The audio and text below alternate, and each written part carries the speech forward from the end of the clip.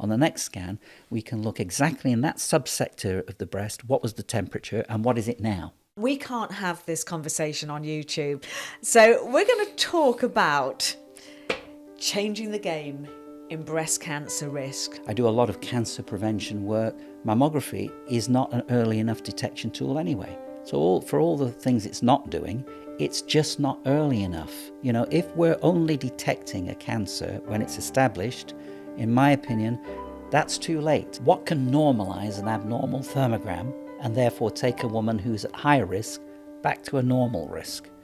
That's game-changing, in my opinion. So what can I do? What can women do about being low in oestrogen? Are there any natural things that you can do? I always say to people, if you're going to take a fish oil product, you better make sure. If I was going to make any impact at all in the medical arena, even though I had I was finishing my PhD, I really needed to be medically qualified. Just talk us through, because a lot of people will find that their thyroid isn't functioning properly. It's one of the things that I think is not tested adequately in mainstream medicine. So homocysteine is a protein marker. When it's raised, we feel it contributes to potential cardiovascular disease or cerebrovascular disease, so stroke and heart disease in the longer term. T3 has 3 iodines, T4 has 4 iodines, hence T4, T3. The active thyroid hormone is T3 in the tissues. Doctors never test it. And all those numbers below those circles, those diagrams, are the actual temperature differences that have been measured. We have that now as a baseline for future reference. So on the next scan, we can look exactly in that subsector of the breast, what was the temperature and what is it now? And how often should a woman have one of these thermograms? If it's normal, I suggest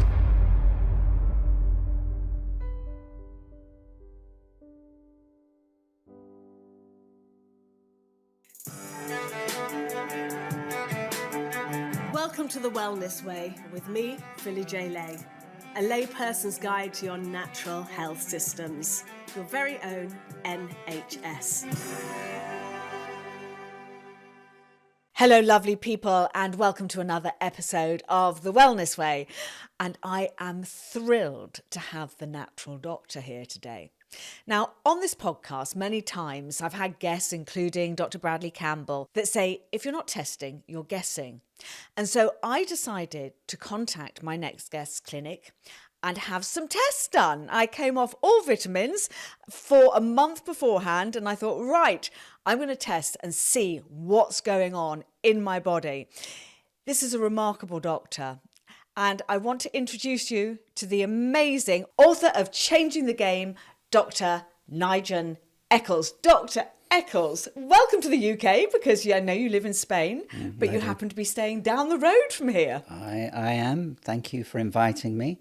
I've been looking forward to this and happy to share some of what I do with you. Oh, I can't wait to tell our audience, because it is so important that people go and get these tests and they test. And, you're one of the greatest integrated medicine doctors in the UK. You're highly, highly qualified.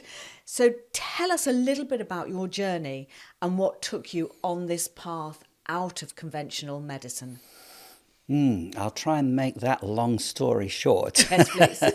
So, I have to start with saying I was a little bit of a weird teenager, because even I remember in my teens I was reading things to do with lifestyle medicine, the impact of nutrition on health. So even from that age, the seeds were being planted for me to end up doing something in lifestyle nutritional medicine. And then I started out my university career really by doing pharmacology, which is really teaching you how medicines work, how drugs work, how they have their action, how they produce their side effects. And if I could have studied anything that maybe made me feel I was on the right track with a non-pharmaceutical approach, it was to study the way that drugs work. So that really just served as a catalyst for me to move away from that into an area which was a little bit more natural. Let's use that word, natural. So I ended up doing a PhD in pharmacology, simply because the invite was there at that time. The notion of going back to medical school wasn't really a priority for me. But in doing my PhD, I studied with a lot of clinicians. My project was very clinical. It was a project on migraine research, and I did a lot of collaborative work for my PhD with medical doctors. And I could see that if I was going to make any impact at all in the medical arena, even though I had I was finishing my PhD, I really needed to be medically qualified. So I ended up going from PhD into medical school even before I'd completed the PhD. I was in medical school having my viva for my PhD some 6 months into it. But really was on that journey to get the medical qualification to allow me the freedom to really practice the kind of medicine, to impact on people in a way that didn't involve pharmaceutical medicine. I felt I needed to be medically qualified to give me the clout to do that, and to do it in the right way. I had the science background, which was very useful because it helped me to develop some of the things that I ended up developing. That sort of mad scientist in me is still there. But armed with the medical degree, I was able to channel that in a much wiser way. Let's put it that way. So so 14 years at university. Wow. BSc, PhD, medical degree. Came out thinking, well, now what do I do? Now what do I do with this? Now how do I channel this in the right direction given my early interest? And I ended up floundering a little bit, I think is the right word, because I even went into accident and emergency medicine for a while as a registrar, and then thought I'm at the wrong end of the stick here, because if I'm going to do preventative medicine, which was a real interest of mine, how do we prevent disease? Because in A&E people are acutely unwell. Yeah. That's not the time to be talking to them about their lifestyle. You rescue them and you send them back out.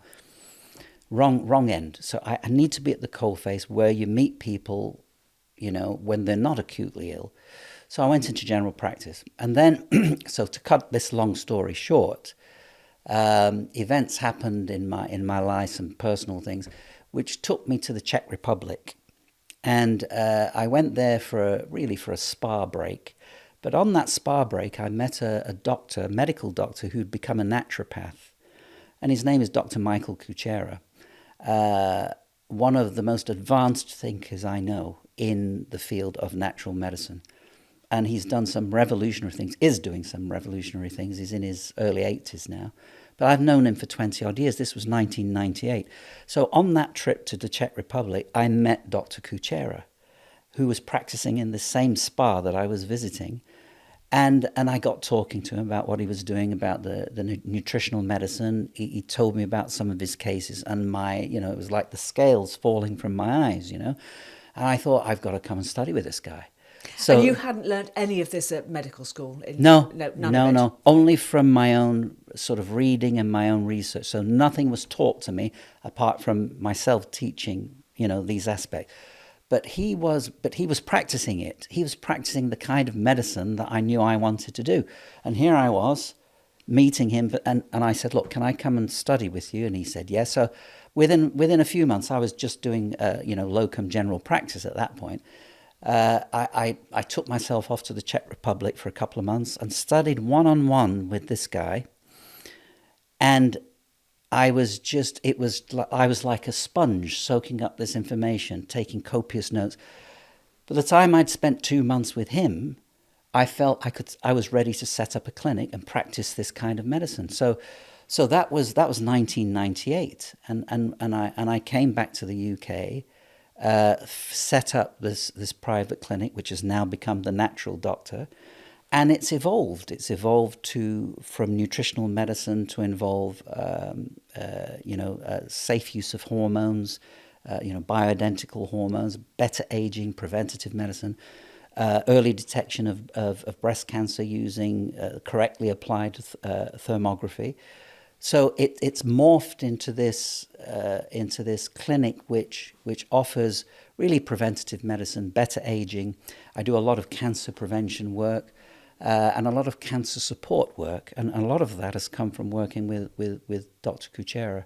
So that's a very brief history of how we got to here. Well, I have to say I've visited your clinic and it was absolutely wonderful. Did you know that 22 billion pairs of shoes every year go into landfill? I find that disgusting, and so does my sponsor Vivo Barefoot, and they're doing something about it. And that's why the lovely people at Vivo have offered my audience an exclusive 20% discount off your first order with the code PJL20. You know how much I love my grounding and how important it is for your health, and because of Vivo you can stay grounded all the time. Head to their webpage and check out their new grounding shoe entwined with silver to connect you to the earth, as worn by myself and Barbara O'Neill. I'm going to tell you, I don't know if you know this actually, okay. but I visited your clinic to have a thermogram, and we're going to talk about breast cancer screening later in the episode. Yeah. And I decided to have some bloods done while I was there.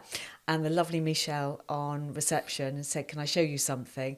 And she took me behind reception. She opened the cupboard door and there was her vision board. And there was a picture of me on her vision board. And she just said, "I knew you were going to come here one day." Good. I didn't know that, actually. So, and I was thrilled. I thought, oh my God, I'm on somebody's vision board. And I'm very passionate about getting this information out. We spoke earlier about the fact that I only have half a thyroid. Yeah. And where I had the tumour taken out of my throat, they managed to keep half the thyroid, but I lost half. And I was told that I'd have to be on thyroxine for the rest of my life. And I said no. And so with the NHS, the testing is very weak. We're going to talk about that.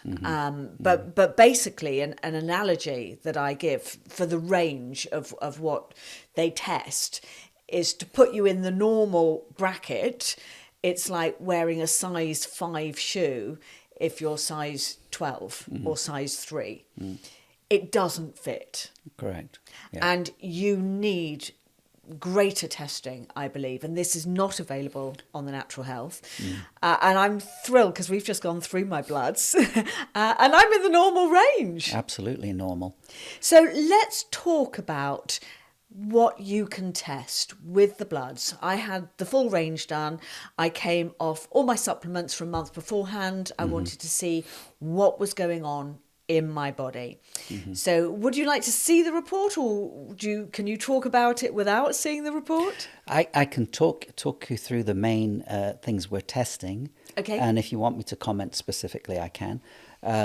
So I mean this we do. So you did the Well Woman panel, and that was all the markers that are tested there are to test a broad range of health markers. So basic things like your blood count, liver function. Yes, most doctors will do that, but then specific health markers like inflammatory markers, important to test, particularly in the context of wellness and aging.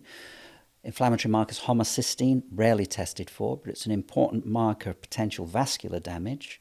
So that's another one. And I was a little bit high on that, wasn't I? You were, and we talked a little bit about how you can correct that without a pharmaceutical intervention. Can you just tell our audience what the consequences of having that Sure. raised are? So homocysteine is a protein marker. When it's raised, we feel it contributes to potential cardiovascular disease or cerebrovascular disease, so stroke and heart disease in the longer term.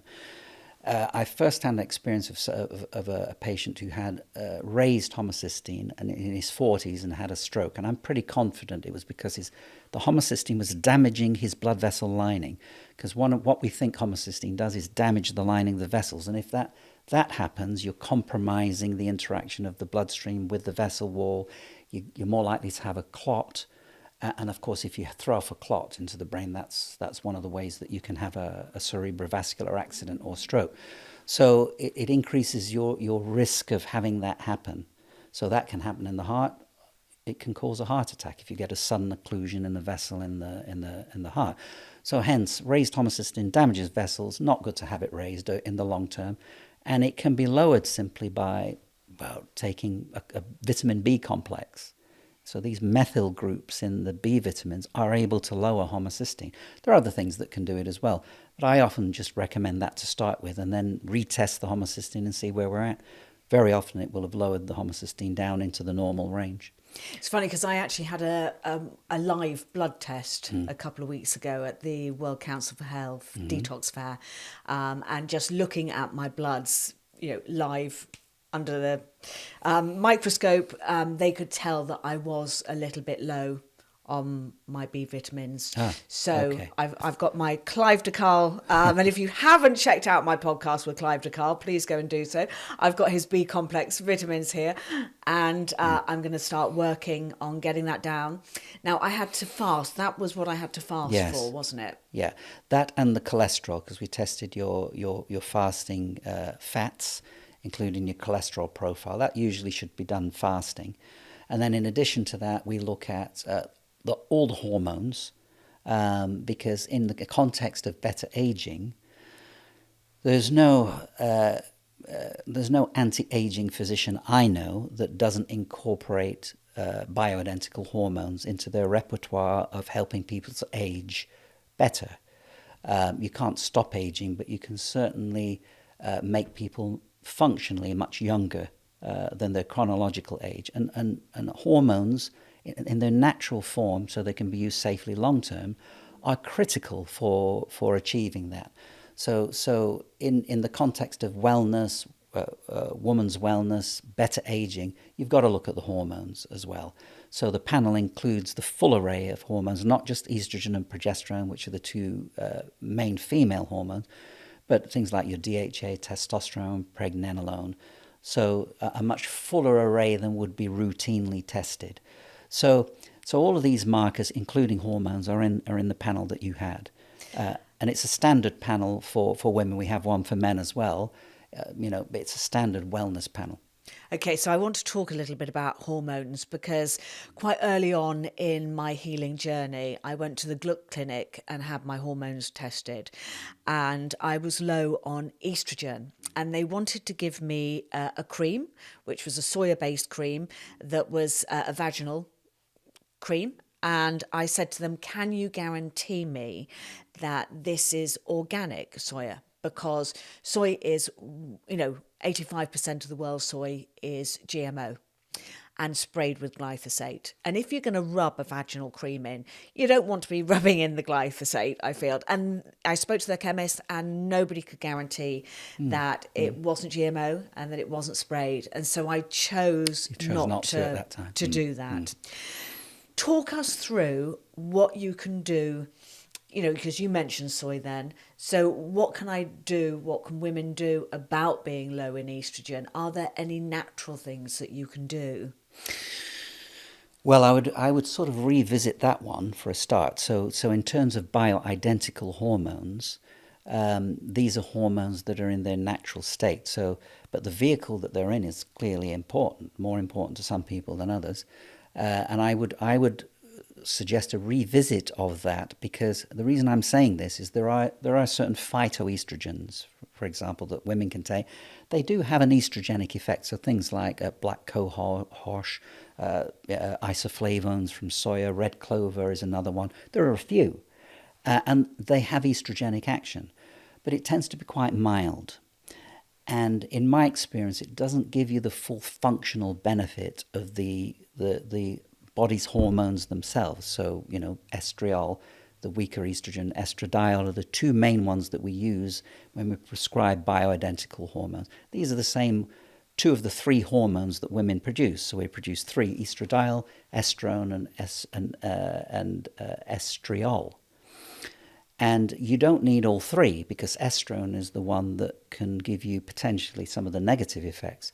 Estradiol is the most active, and estriol is the weaker, safest estrogen. So if you use a blend of the estriol and estradiol, we call it biest for short, that's a very safe form of estrogen to give. what you're talking about is the vehicle it's from. Now, they are made from soy and yams. You're right. And I'm not convinced that we can't check that they don't come from, a non-GMO soya. So that's why I say I would like to, maybe in your case, like to revisit that question. Okay. Because I think as I say, in terms of getting the best outcome from these hormones, using the hormones that your body produces is the best way to go, and in terms of efficacy, the best way to go. But default to phytoestrogens if there's a reason you can't have those. So if a woman's had breast cancer, for example, an estrogen receptor positive breast cancer, you're not, and she's in remission, we still don't recommend using those hormones. But that doesn't mean she can't have any hormones. We can look at some of the others to support her that don't push the estrogen level up. So, and that maybe is another conversation. But there are ways of doing this and being wise about the way you do it. The way that conventional medicine tends to address women who are in remission from breast cancer is they can never have any hormones at all.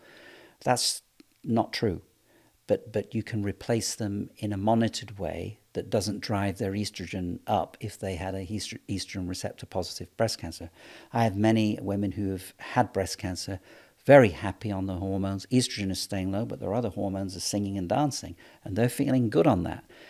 So there are ways of supporting women who can't have estrogen, and just not letting them suffer some of the symptoms that they're having because they need some of their hormones back.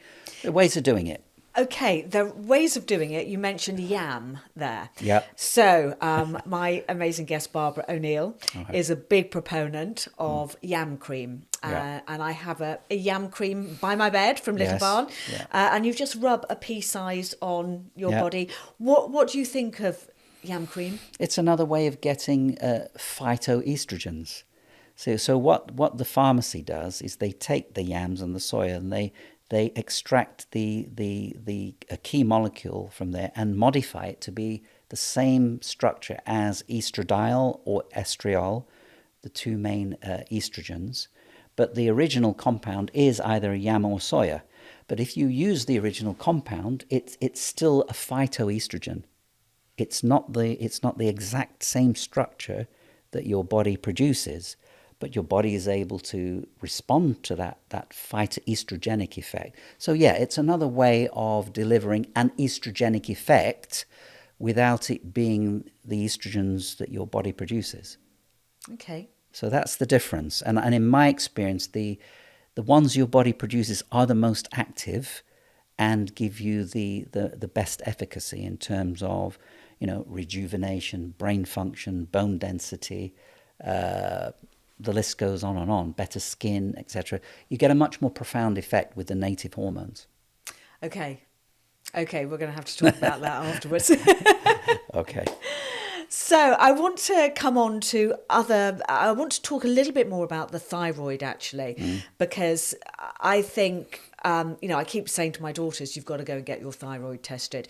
Can you talk us through what is tested by a normal doctor and all the different components to the thyroid, so that you can see whether it's working? So I'm absolutely thrilled that mine's working properly. Yeah. Can you talk us through because it's quite complicated, when I first had it done, T3, T4, reverse T3, there was quite a long list. So just talk us through, because a lot of people will find that their thyroid isn't functioning properly. Yeah. It's one of the things that I think is not tested adequately in mainstream medicine. A GP will often test, a thyroid stimulating hormone, which is the hormone released from the pituitary that stimulates the thyroid. So thyroid stimulating hormone, or TSH for short, it has a relationship with the thyroid function. So if the TSH is raised, it would indicate your thyroid is struggling because your body's producing more TSH to kick the thyroid into action. It's important to test it. But actually there are two thyroid hormones, as you just mentioned. There's thyroxine, which is T4, or there is T3, which is triiodothyronine, which actually is the tissue thyroid. So what happens in the body? The TSH is released, stimulates the release of T4, thyroxine, from the thyroid, and then the T4 goes out into the circulation. In the tissues, it gets converted to T3. It loses an iodine, because the difference is T3 has 3 iodines, T4 has 4 iodines, hence T4, T3. The active thyroid hormone is T3 in the tissues. Doctors never test it. Unless you go to an endocrinologist, they don't test it. No, I know. So, but some people don't convert the T4 to the T3 efficiently. So they can have normal T4, but low T3 in the tissues. And how would you know if that's the case if you don't test it? So you see, that for me, when you're testing thyroid, to be thorough, you need to test all 3 of those. Those are the 3 key ones. We also test things like thyroid peroxidase antibodies. So are you producing antibodies to your thyroid, an autoimmune condition that can impair the thyroid function? So that should really be part of, at least the first time you test it, to make sure people don't have autoantibodies to their thyroid.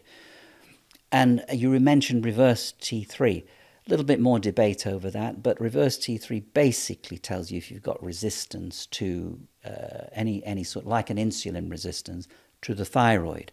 So I don't routinely test reverse T3, but the others I do always. So T3, T4, TSH, important to have those 3, the antibodies at least to begin with. So you have a full picture really of what's happening with the thyroid. What's happening in the body, yeah. With the thyroid. And otherwise you don't know. I'm absolutely thrilled that I came up normal, because I chose, and this is my personal choice over my body, not to go on thyroxine for the rest of my life. And my doctor told me that I would have to, with only half a thyroid. And it took a couple of years to kick my thyroid back in. But I'm living proof that you don't always listen to your doctor. And as we said earlier when we looked at your results, your thyroid function is perfectly normal. No, I'm absolutely and no antibodies either. No, I'm chuffed. I want to come on to cholesterol, because you tested my cholesterol. I am a little bit high. Talk us through cholesterol. It's a bit of a hot topic. How long have we got? How long have we got? Let's hop onto statins while we're here. Right, talk us through cholesterol levels. Right, so cholesterol, critical molecule in the body. It's the most produced molecule in the body, cholesterol.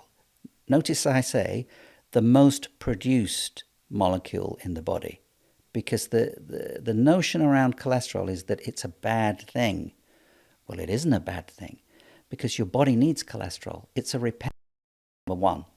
Number 2, all of your hormones, including vitamin D, which is a critical molecule, you make from cholesterol. Your main stress hormone, cortisol, you make that from cholesterol. So cholesterol, first off, is very important for bodily function. It's critical to hormone function. It's a critical repair molecule. It's also very important for brain function. Critical for brain function. It's an integral component of the cell membranes. All of our cell membranes, cholesterol is a critical component. So it's this notion of cholesterol being a bad thing is, we need to reshape that. It isn't. And doctors are now questioning the role that cholesterol plays in cardiovascular disease, because if it's a repair molecule, is it in the blood vessel wall for repair and not because it's a causative agent for the heart disease? See, so this question has been raised. Yeah, and it's a little bit like, saying that an ambulance is responsible for an accident, yes, because every time you see an accident, there's an ambulance there. Quite. So, you're kind of going, oh, well, there's yes, always an ambulance there. It must be the ambulance's fault. It's a good analogy. And that's the thing. So knowing that cholesterol is a critical molecule in the body, we need to change the way we think about it. And most people's cholesterol, well, a lot of the time when, I think the stats are around 50% of people who have a heart attack have normal cholesterol. So how do we explain that? They've got normal cholesterol. If it's causative, why have they got a normal cholesterol? We need an explanation for that. So, it's critical for many bodily functions, and the main reason for cholesterol to be raised is not dietary. Only about between 5 and 8% of blood cholesterol comes from what you eat. I didn't realise it was that low. I actually thought No, that it was diet. it's definitely not more than 10%. Okay, Okay. so we've had this whole steering of people to look at low cholesterol intake in terms of food, but only 5 to 10% of blood cholesterol comes from what you eat. The rest comes from your liver making it. You make most of the cholesterol that is circulating in your bloodstream. So the question should be, why, if a person has raised cholesterol, why are they making more? Not, are they eating too much cholesterol containing foods? Because that's only contributing 5 to 8%. So why is the liver making more? And if we go back to what we just said, that cholesterol is a critical molecule for your hormones, for your stress hormone, for example, maybe that one of the reasons why people are making more cholesterol is because their body's under a lot of stress and they need to make more of their stress hormone, because that's where you make it from. Maybe their vitamin D is low. Where do you make vitamin D from? From cholesterol. So you see, if you've got low hormones, one of the reasons the body will make more is to try and help you make more of those critical hormones that you need. And stress is one of the things that drives the production of cortisol, and you make that from your cholesterol. So you see, it's far from being a bad thing. Cholesterol is a critical molecule that we need for cell function, for hormonal function, brain function. It's a repair molecule. So I think we need to change the frame on cholesterol. Now, having said that, if your cholesterol is very, very high, then that's probably not a good thing, and we need to look at ways for bringing it down. But the ways for bringing it down, in my opinion, should revolve around how we get the body to produce less. Because you see, how do we get the body to produce less of it? Okay, so when you read me my levels, I just started tapping. It's just like, even though my cholesterol's high, I completely love and accept myself. So I'm going to tap this down. And in my experience, stress, very, very common reason for it to be raised. If sometimes your thyroid function is out, it can also be raised secondary to that. But stress is a common factor. Yeah, and the work I do is quite stressful. Always trying to get round the shadow bans and the deplatforming and get this information out. Yeah. But we do it because we must. Yeah, absolutely. So most people have been told, as indeed I was, that not only does fat cause fat, but it also causes cholesterol. And you have good cholesterol and you have bad cholesterol. Yeah. So we now know that good fats are incredibly important for cholesterol and the brain. So run us through what you think about the fats, the two different ways, two different levels, cholesterol levels, and what's good, what's bad. Well, again, that's a... I know it's only maybe less than 10%, but... But we could spend a long time on that.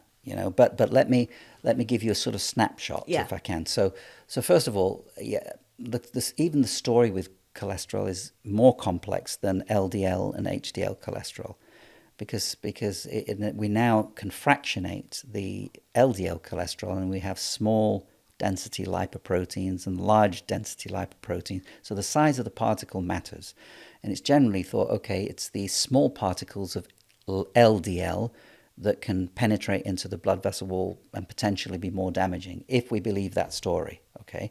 Whereas the large particles can't. So when a doctor measures LDL cholesterol and it's raised, the question is, are they small or large particles?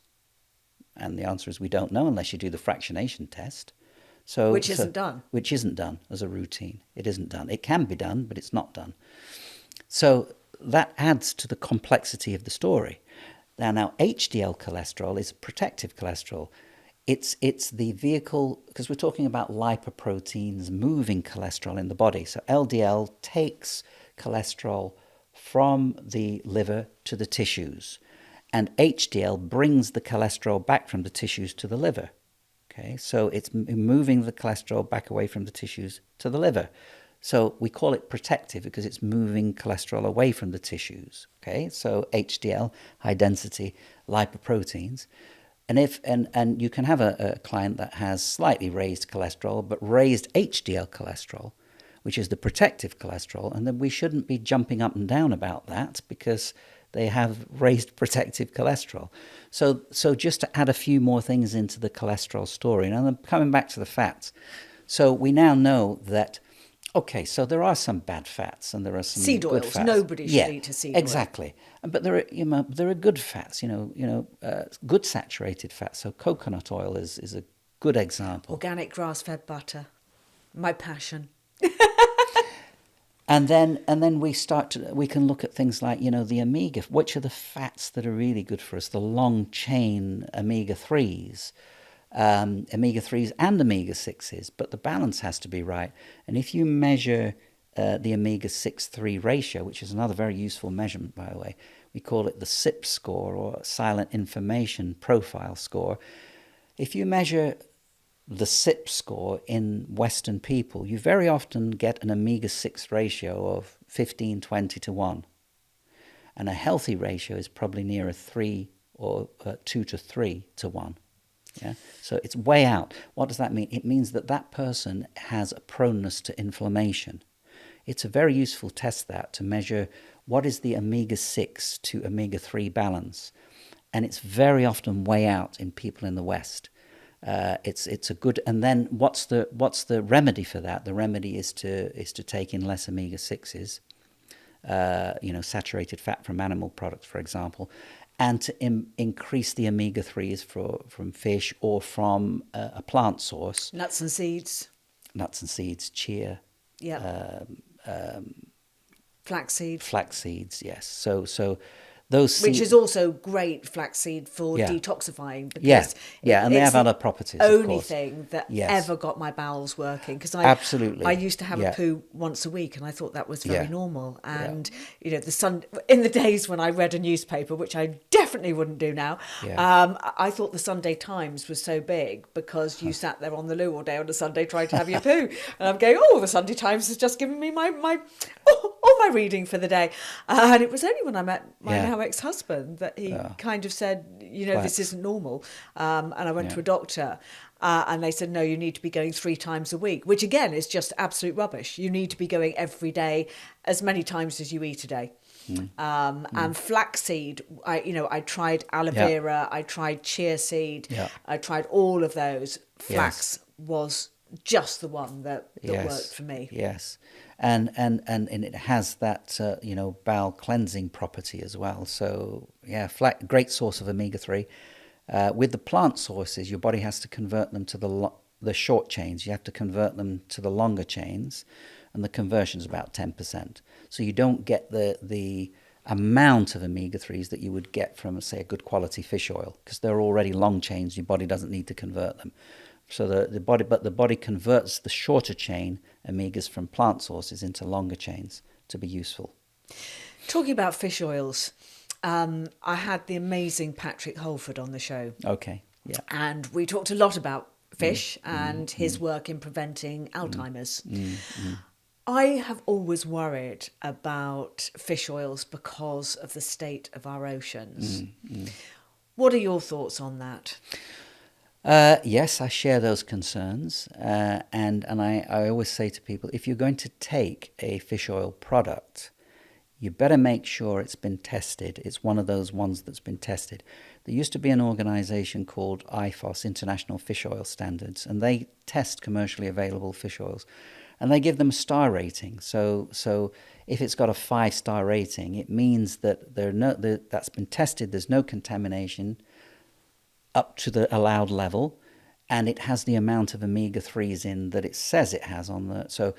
So if you're going to use a fish oil product, you make sure it's been tested And if the one you've got hasn't been tested, use one that has been and has given a 5-star rating, because then taking in higher doses, you're going to be safe and you're not going to toxify yourself from taking I mean, that. for that reason, I Yeah. stopped eating tuna a long Yeah. time ago because Yeah. it's a big fish. Sure. A lot of mercury Smaller in it, fish, so safer. smaller fishes, Yeah, much absolutely. safer. And that's the way to go from the dietary perspective, definitely. But if people are taking an oil, make sure it's one that's been tested properly and has the certification, and it should be a 5-star oil. But there are other sources of omegas. Algal oils And do you think those plant oils, the algae, seaweed oils, do you think they're as good for you? well, as long as they're long chains. I mean, and as I say, if they're not, the body tends to convert them to long chains anyway, so they may not be as efficient. But if you take enough of them, yes, you'll still get the benefits. You'll get the benefits. Yeah. I can't leave this subject without talking about a fish that most people, my mum always got very excited when she had salmon on a Friday. It's salmon day today.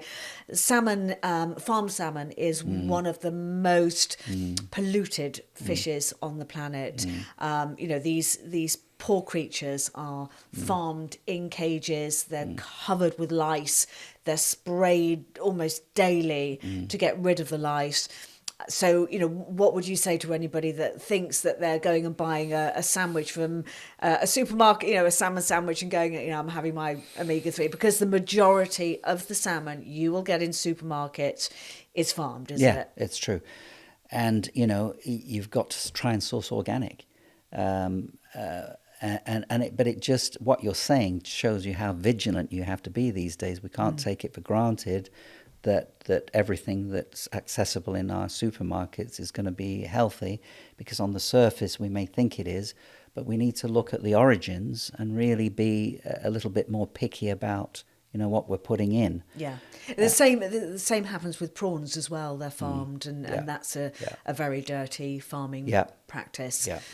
It's these are all important things, and it shouldn't be the case that we have to be, do our due diligence, but unfortunately nowadays you have to. Yeah. Yeah. Right, we're going to come to the second part of our podcast now. Thank you for that. If you are watching this on YouTube, I would head over to my Spotify or my Rumble channel, because we're going to show you some pictures, and we can't have this conversation on YouTube. So we're going to talk about changing the game in breast cancer risk. We talked earlier about, 20 years ago, the C word was a swear word. Now you can't talk about cancer. No. So let's have a little talk about the thermograms, which is something that I came to have done with your clinic, the Natural Doctor, and was revolutionary. I mean, I've just loved looking at the heat in my tits. So we're going to bring up a picture. Let me get my laptop open. Talk to us while I bring my report up about why you wrote this book. Sure. That's sort of 20 years of putting together the material that's in that. It's the reason I wrote it is because I don't think we're doing particularly well in turning the tide in breast cancer incidence. No, we're not. We're not, and the incidence rate of breast cancer is still rising. A few years ago, it was, there's been an 80% increase in risk over the last 40 years. So we're not going the right direction. And there's several reasons for that. One is we're not educating women how to prevent breast cancer. And there are some key things I think are very important for women to reduce their risk. And secondly, I think we're detecting too late. And so the whole issue around the application of mammography screening needs to be questioned, in my opinion. And the data would support that it needs to be questioned. Some countries have actually banned mammograms now, haven't they? Yeah, well, they've banned mammographic screening. Yeah. Because all the latest data, if you really look at the up-to-date data, show that it does not save lives, it doesn't save breasts. So the benefits don't outweigh the risks. And there are many doctors who have written extensively on this based on the data that's out there. Now, with all due respect to my doctor colleagues, I don't think they're up to date on the latest data, because the latest data shows that in large cohorts of women that have been studied over years, mammography does not give us the end result that we were hoping for, i.e. that it saves lives, saves breast. It does not. It in fact serves to create more worry around what we think are abnormal mammograms. Are they cancer or not? We worry a lot of women around issues that turn out to be benign issues because of what look to be abnormal mammograms. So there's this false positive aspect to them, cause a lot of concern. And they're incredibly painful as well. I mean, you're having there's this the compression huge element. weight. And so if you do have a Yes. tumour there, Well, you can be splitting the Yeah. cells, can't you? Well, exactly. And Katrina Packman did some research on this, which showed that she studied mammography and then looked at circulating epithelial cells post-mammogram and showed that there was a surge of increased epithelial cells after women had mammogram. How did they get there? It was from the compression. So clearly you were dissipating cells into the circulation from the compression of a mammogram. She showed that. So what if you had a tumor there which was not a benign tumor and you're pressing it? Are you potentially seeding out some of those abnormal cells into the circulation? Well, there's still debate over this, but certainly her work would suggest that that is a real possibility, and we have to be concerned about that. So apart from the radiation exposure of the mammogram itself, which if you're premenopausal increases your risk of breast cancer by 1% for every mammogram you have because of the ionizing radiation exposure. So there's that element. There's the compression element. If you had a tumor there, would it help see? That's a concern. And on top of that, the fact that all the data on mammography shows that they're not saving lives anyway. Why are we still doing it? That's why Switzerland have phased out screening mammography. Other countries are now questioning it based on the latest data. And I've been saying for donkey's years, have we not got a better tool than this? Because the other side to this is even more sobering, which is that if we look at data from studies where they've done wide excision biopsy, which is where they remove a tumor, and they take a margin around that of what we think is normal tissue. So these are surgical studies, wide excision biopsy, where we've removed what we think is a single tumor based on a mammogram. 2/3 of those cases show microfocal deposits of tumor in the surrounding normal tissue when it looks like a single tumor on a mammogram. So what does that tell us? It's too late. What appears to be a single tumor on a mammogram is already seeding out. Clearly, that's not early enough. We've got to be detecting signs of a breast in trouble before it becomes a clinical problem. So one of the main things I've been arguing for donkey's years is that mammography is not an early enough detection tool anyway. So for all the things it's not doing, it's just not early enough. You know, if we're only detecting a cancer when it's established, in my opinion, that's too late.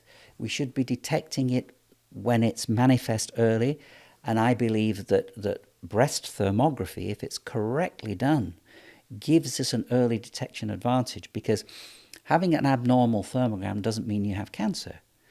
But the studies, even back in the 80s, large studies on thermography were showing that if you follow women with abnormal thermograms over years, at 5 years, there's a 40% increased risk of breast cancer. 40%. It's You huge. can't ignore that. No. So a woman that has an abnormal thermogram that remains abnormal over time is at increased risk of developing a breast cancer down the line. And so a lot of doctors are missing this part of the story. So if you have an abnormal thermogram, what does that mean? So an abnormal thermogram doesn't mean that you have a breast cancer. Okay, and this is part of the story that a lot of the scientists and doctors have missed, because the big studies back in the 80s, going back that far, that monitored women with abnormal thermograms over time to see how many of them actually ran into trouble, they showed that 40% of women who had an abnormal thermogram consistently over 5 years would develop a breast cancer, 40%. So an abnormal thermogram, if it's maintained abnormal, represents an increased risk over time. Of 40%, which is absolutely You cannot be ignored. No. So my view is you can't ignore an abnormal thermogram. You can't ignore that. You have to do something about it to normalise it. And we can talk about what I do, because I think that's part of the story. Part of the book was about, okay, in my experience over the years, what can normalise an abnormal thermogram and therefore take a woman who's at high risk back to a normal risk? That's game-changing, in my opinion. So using thermography as a tool to identify risk, not just detecting an early cancer, because it can do. We have had women, first sign of a cancer has been an abnormal thermogram. We've investigated further, unfortunately, have a breast cancer. But having an abnormal thermogram doesn't mean you have breast cancer, but you are at increased risk. And it's what... And your book, Changing the Game in Breast Cancer Risk, we're going to put that in the show notes. It's a book that every woman should get. I want to just come back and tell a little story about mammograms that broke my heart. Somebody I know went for a routine mammogram, and they found a lump, and they said, we've got to do a biopsy. I think they did 3 biopsies and then kind of went, oh, yes, it's cancerous, so you're going to have a mastectomy. We're going to cut your tit off. And she had that done. And then they looked at the tumour, and said, oh, actually, it wasn't cancerous. So they've cut her breast off. It wasn't cancer, but not only that, her breast hasn't healed. No longer is her lymph system draining, and she has terrible swelling, and she has to go to the hospital and be drained down on a regular basis. Mistakes happen. We know that allopathic medicine is the 3rd biggest killer of mankind when done correctly. And what you're advocating and you're helping people all over the world, men and women, do is to actually prevent getting to this stage, isn't it? I think that's what we have to do. We have to. And I think all physicians should engage with that mission. Is we shouldn't just be about treating disease. We should be about preventing people from having disease in the first place, keeping them well. And I think that's the key, isn't it? Is that, when I suppose maybe I was a little bit different. When I went into medicine, my main aim was, well, how do I help someone to stay well? And the natural doctor is all about that, is how do I help people to not get ill in the first place, but if they do, then using solutions that are less invasive. Yeah, but it's not a good money model though, love, is it? Well, a patient cured is a customer lost. Quite. So, and it's shameful really to be saying that, isn't it?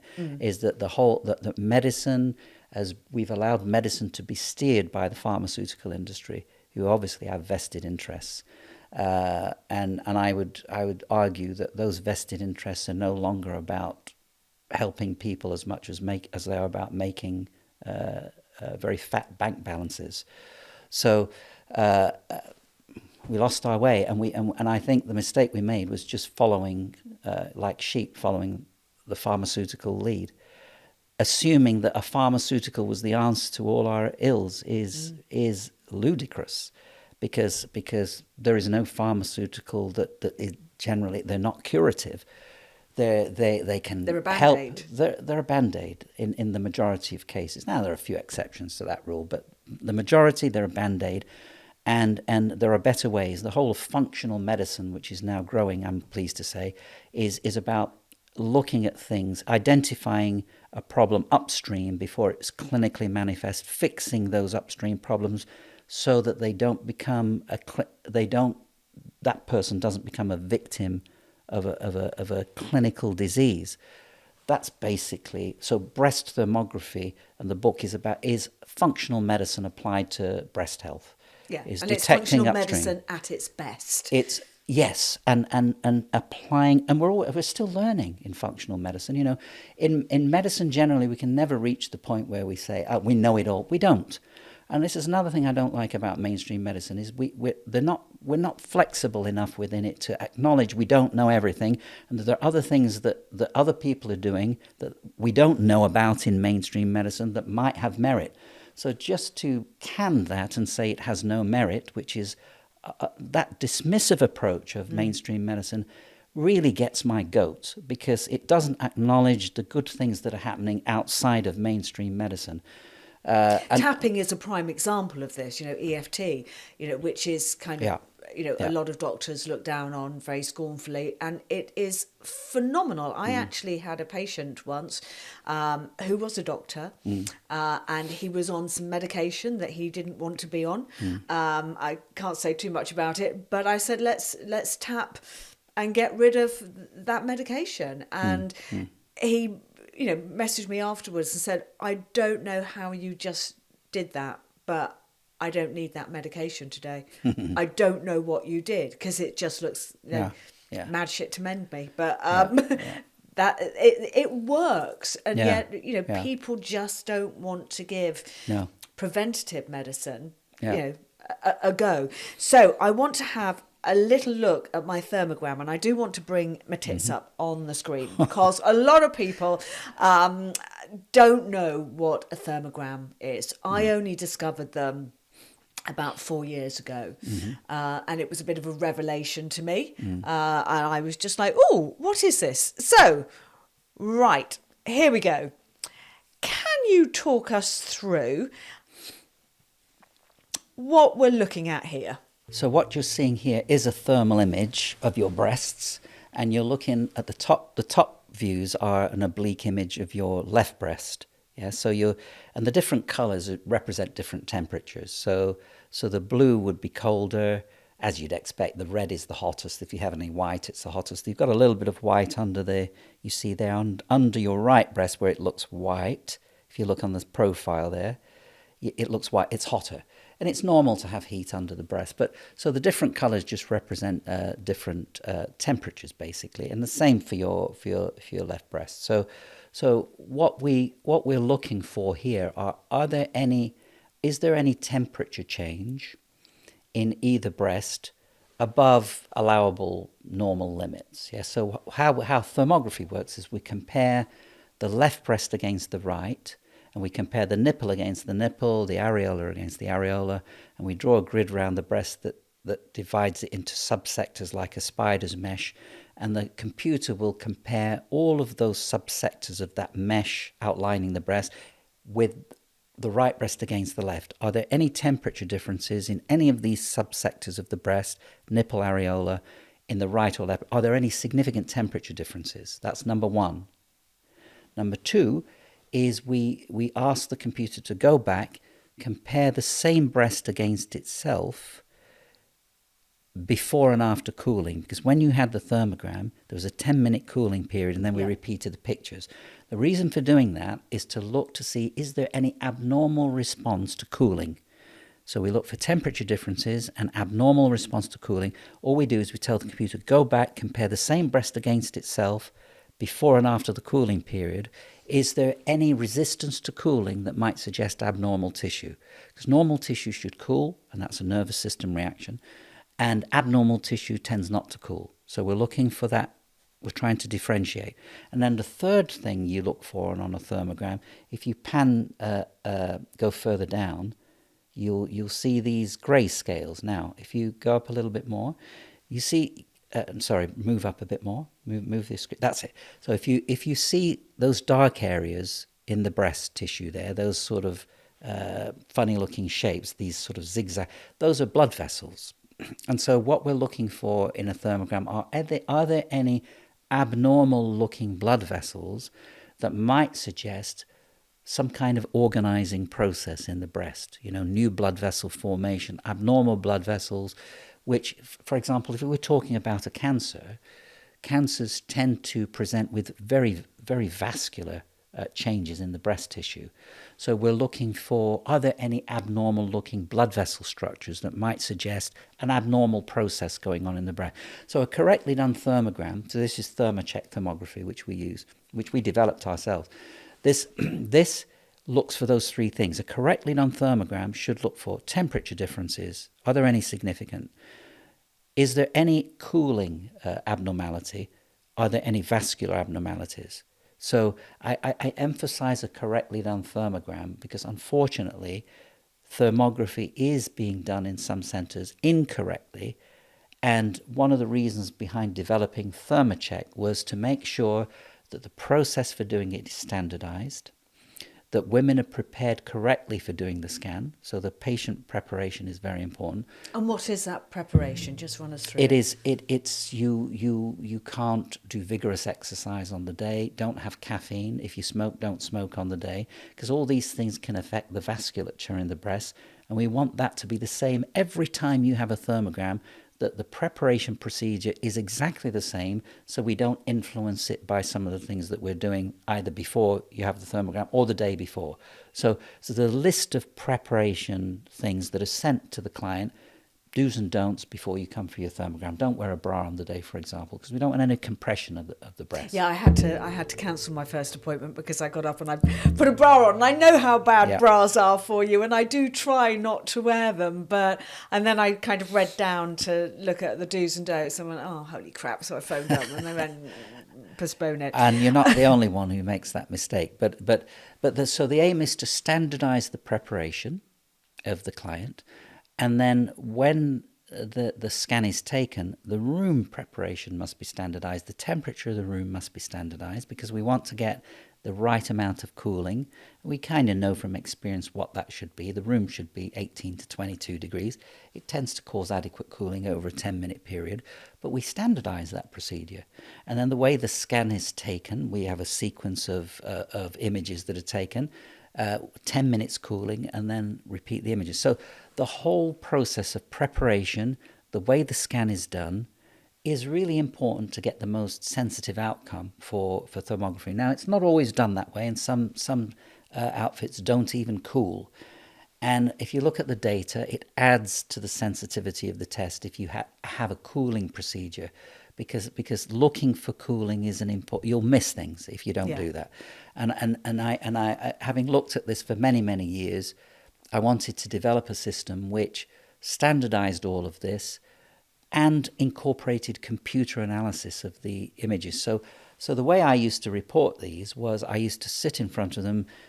You draw electronically on the screen a circle around an area that looked hot, and the computer would match it on the other side of so that you can compare. So it's a very manual approach.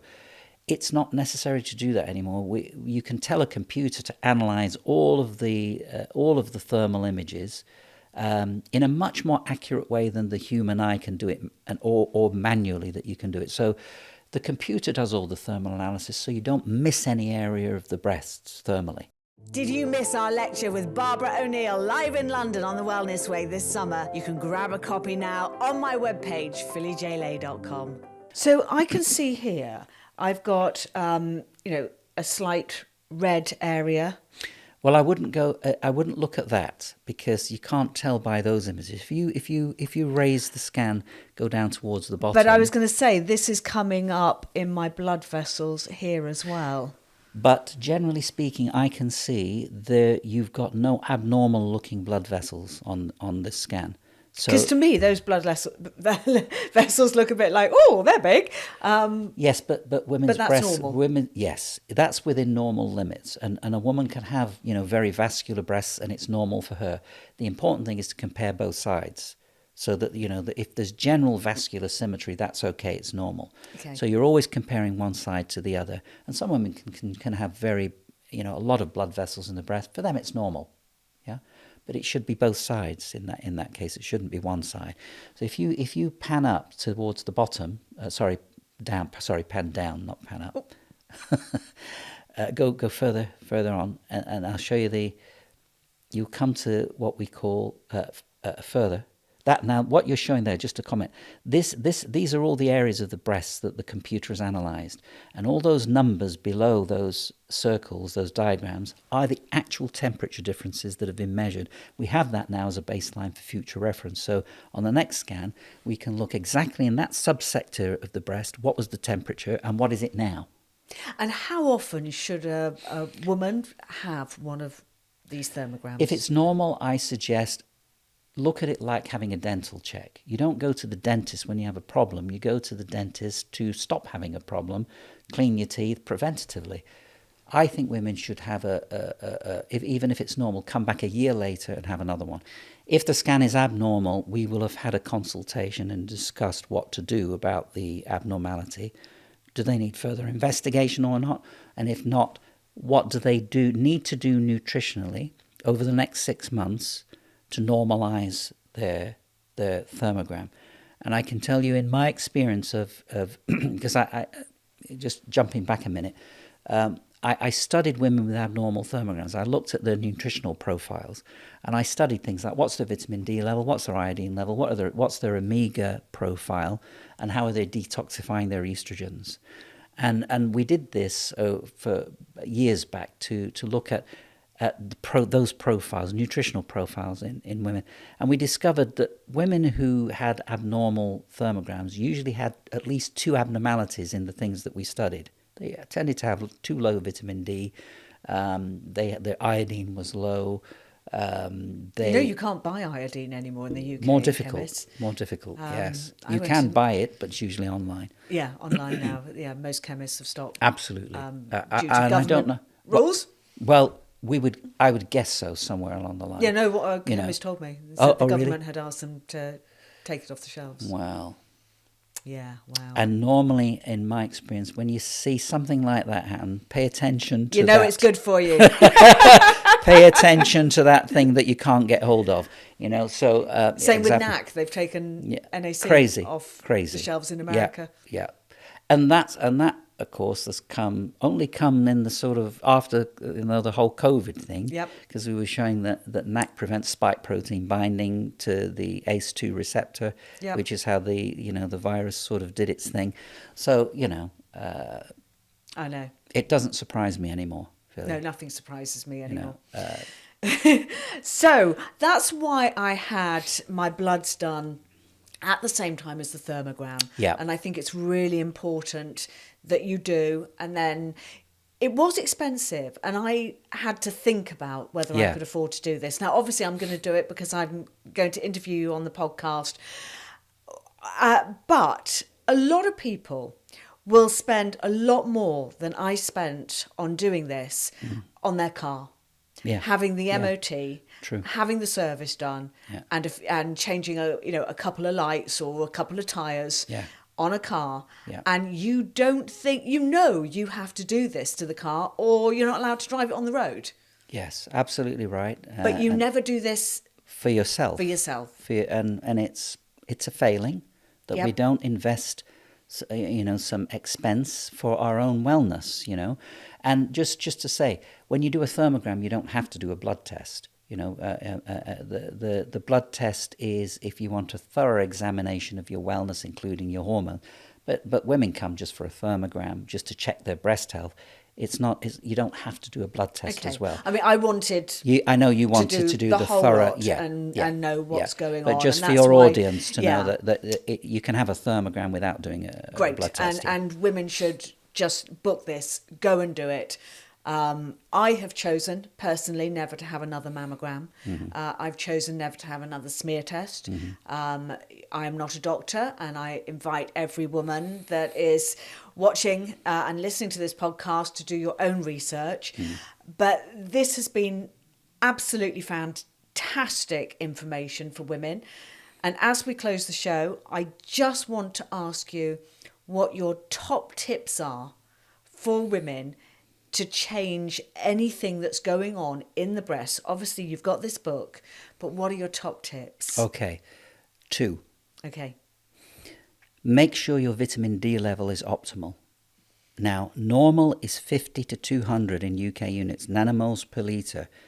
Normal range, and you commented on normal ranges before, 50 to 200. It's quite a broad range. It is. And if you have a test with a GP and your level is 55, and you're told it's normal, it is normal. That's true. But is it optimal? No. Study. Okay, I want to cover optimal health because with vitamins, the recommended health was put into practice. It was set after World War II, Yeah. when they were just trying to keep people alive, Yeah. not at optimal health. Correct, absolutely. And so that's why just looking at normal ranges is not the full picture. And when I look at your blood tests, I'm not just looking, are they in the normal range? I'm looking, are they optimally sitting in the range? So what would be optimal vitamin on D. vitamin D? Right. This should be headline news everywhere. Study in 2016 showed categorically, and it looked at incidence of cancers, not just breast cancer, incidence of cancers plotted against the blood levels of vitamin D. And what that study showed was that when you get to a blood level of about 120, the incidence of virtually all cancers just drops off sharply. Wow. Headline news. That should be headline news. Is that vitamin D, and we now know, if you look at the data on vitamin D, lots of studies showing it protects against colon cancer, breast cancer, this cancer, that cancer. Protects you against COVID.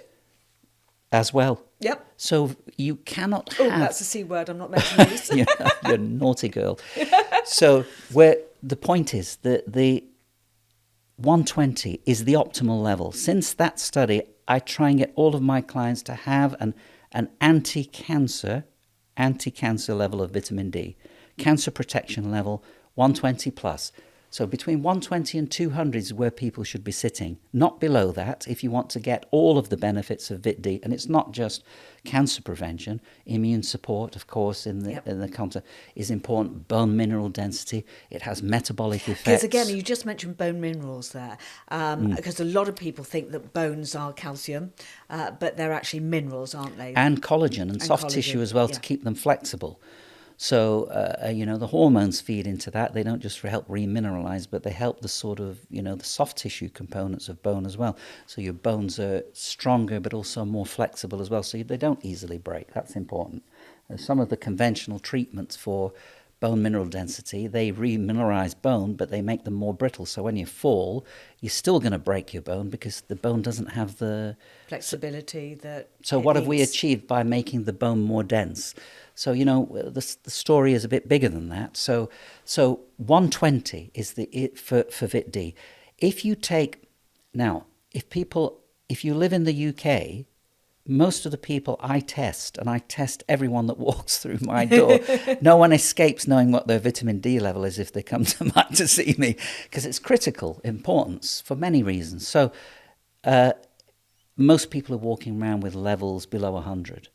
And some people are in the deficiency range because they're never tested. They don't know what their level is. And so they are vulnerable. So if we're talking about protecting breast health, and I'm saying your level should be 120, first thing is, test your vitamin D level, know what it is. And if it's not at that 120 level, supplement vitamin D, vitamin D3, to get your level to above 120 and retest it to make sure it's there. Because there isn't a dose that suits everybody. If people often ask me, what dose of vitamin D should I take to get my level there? In my experience, you need 4,000 to 5,000 international units of vitamin D.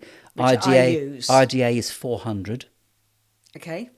Which might protect you against rickets, but it's not going to take your level anywhere near what it needs to be to get the optimal benefits from vitamin D. You need 4,000 to 5,000, and I even have clients who take that and their level still doesn't come up there. I was taking 10,000. I use for quite a long time. Yeah. I basically get out in the sunshine without sunblock, which does exactly what it says on the packet, from the moment the sun comes out in the UK, which isn't very often because they spray us with bloody chemtrails the whole time. Whenever the sun is out, I am there naked. I do naked gardening in my garden.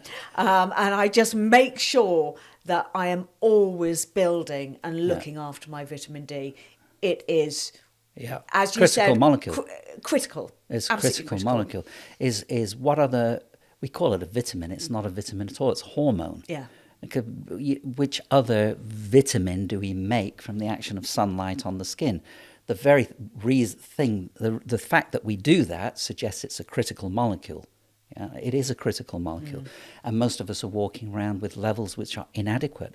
So number one tip, optimize your vitamin D because it protects against all cancers, not just breast cancer. Okay. That's number one. Number two would be iodine. And it's in we're the back book. to the iodine.